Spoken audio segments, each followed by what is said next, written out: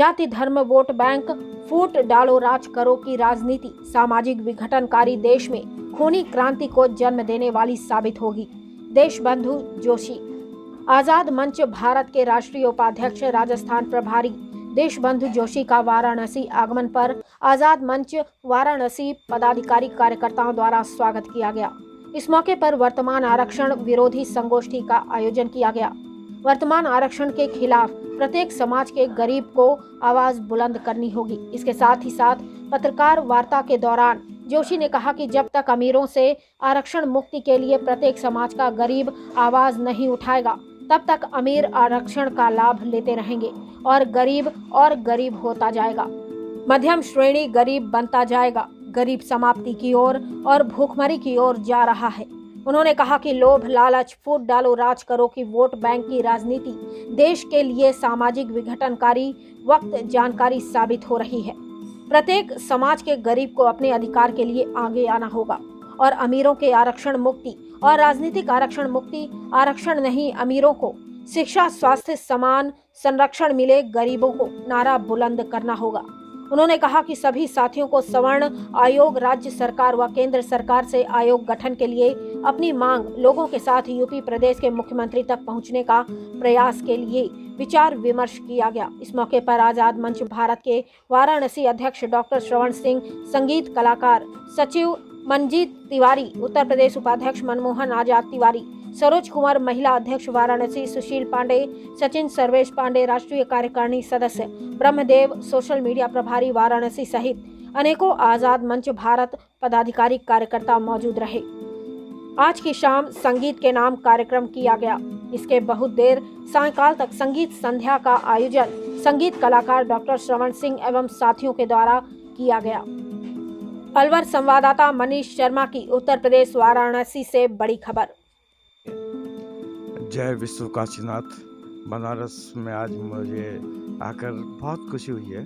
आप सभी साथियों से मिलकर मैं बिल्कुल अपना घर का जैसा समझ रहा हूँ कि मैं अपने घर में आया हूँ, कोई दूर नहीं आया हूँ। और आप लोगों की विचारधाराओं से जो हम जुड़े हैं, आज हम कोई पहली बार कोई दूसरी बार हम मिल रहे हैं, लेकिन हमारी जो विचारधारा हैं उसी से हम जुड़े हुए हैं। जो हमारी मंच की विचारधारा आज़ाद मंच भारत आज आदरणीय US राणा जी के नेतृत्व में काम कर रहा है।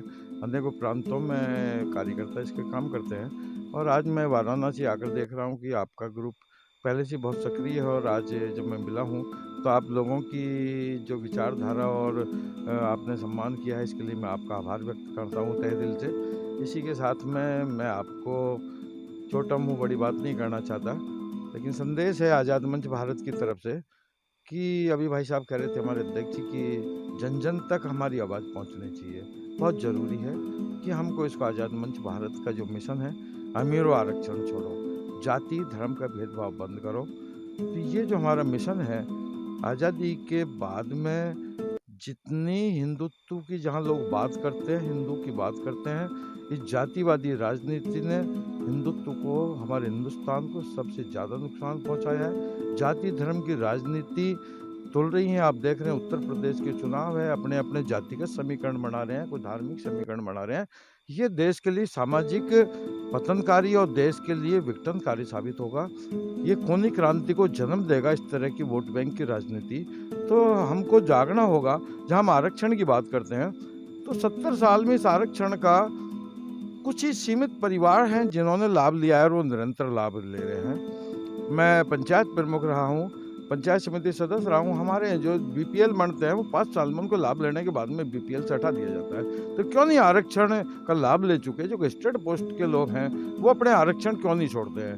जैसे मोदी जी ने नारा दिया अमीरों सब्सिडी छोड़ो, वो तो सब्सिडी की बातें खत्म होगी, सब जब कर रहे हैं उनकी कतनी करने में कहीं बहुत ज़्यादा अंतर है। अच्छे दिन और 15 लाख और जो उन्होंने मोदी जी ने जो दिखाए थे, सब 8 से हम देख रहे हैं इस आरक्षण के लिए कि जब 13 के चुनाव आए तो लोगों ने कहा मोदी जी आरक्षण हटाएंगे। बहुत विश्वास था हमारे सामान्य वर्ग को कि मोदी कुछ बदलाव करेगा, लेकिन मोदी जी दलित और मुस्लिम तुष्टीकरण की राजनीति में कांग्रेस से भी 4 कदम आ गए।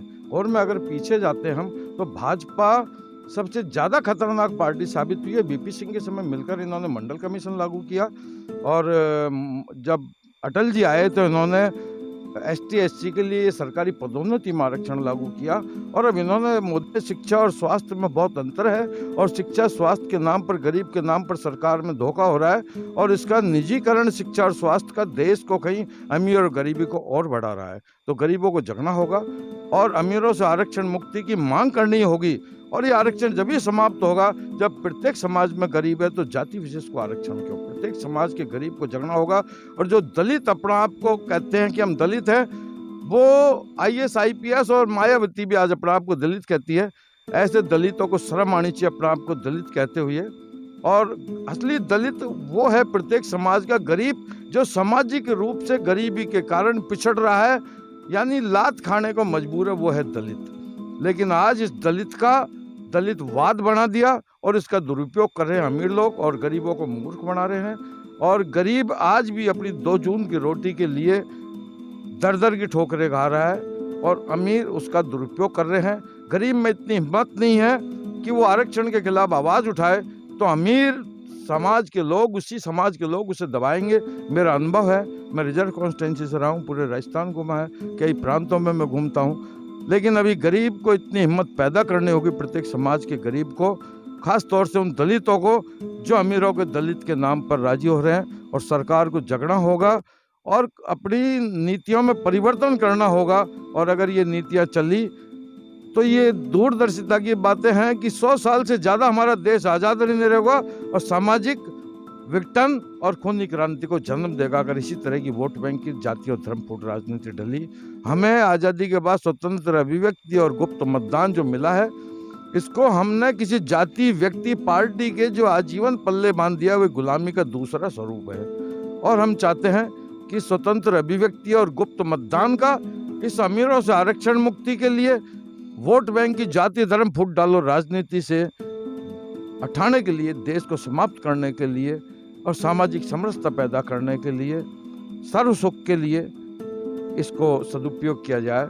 मेरा आपसे और अंतिम से अंतिम एक संदेश है कि हम सब एक हैं और एक रहेंगे। और आज़ाद मंच भारत जिंदाबाद। और हमारे आज़ाद मंच के साथी जहाँ भी वाराणसी से लगा के पूरे राष्ट्र में अनेकों प्रांतों में बैठे हैं, सभी को मेरा अभिवादन है कि आप लोग सब गरीबों को जगाएं और नारा लगवाएं, अमीरों आरक्षण छोड़ो, ST SC एक्ट मुर्दाबाद मुर्दाबाद मुर्दाबाद। जय हिंद, जय भारत। आपका संतोष जोशी। धन्यवाद। अब आइए कुछ जानते हैं काशी महानगर के उपाध्यक्ष श्री मनमोहन जी से। तो